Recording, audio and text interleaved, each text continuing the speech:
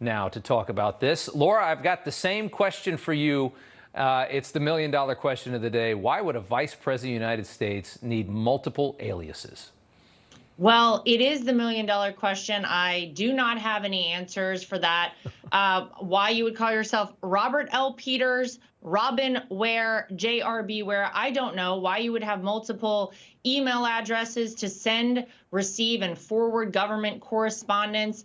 Obviously, I heard you talk to the previous guest. I can't think of any good reason someone would do such a thing. I can only think of very nefarious, shady reasons people would do such a thing. And I think that that's the problem here, Rob. I think we've all known what has occurred. We just haven't had full proof of it until now. We know Joe Biden lied when he said that he had no business dealings with his son, because we have proof. We have proof he had dinners with these people, coffee with these people. He spoke to these people. Devin Archer told us about the conversations on the phone Joe Biden had with all these people. We know Joe Biden has been lying about quite a bit when it comes to all of these business dealings. And Rob, you got to put them in air quotes, because we know what the family business is. It's influence peddling, much different than our family, the Trump family. We have real estate all over the world, golf courses all over the world. And yet we went so far when my father-in-law was in office to pay the United States Treasury for even a cocktail that a foreign entity got at a Trump property, because we didn't want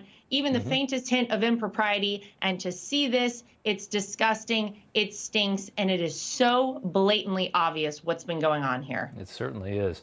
I want to talk for a second about your father-in-law's, the multiple indictments. In Arizona, you have Katie Hobbs, who's this, I don't even know what you would say about this governor, but she's now threatening to indict Trump in her state as well. Take a listen.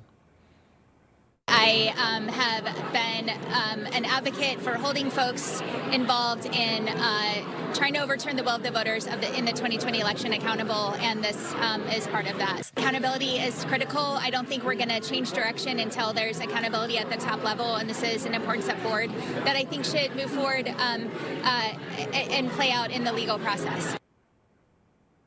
A woman that looks like she wouldn't be able to make it to CBS without words of affirmation. She says she's going, she's putting it all down. They're saying that, what, a fifth indictment, threatening that from a governor. She tried to walk that back later, but it's so clearly political.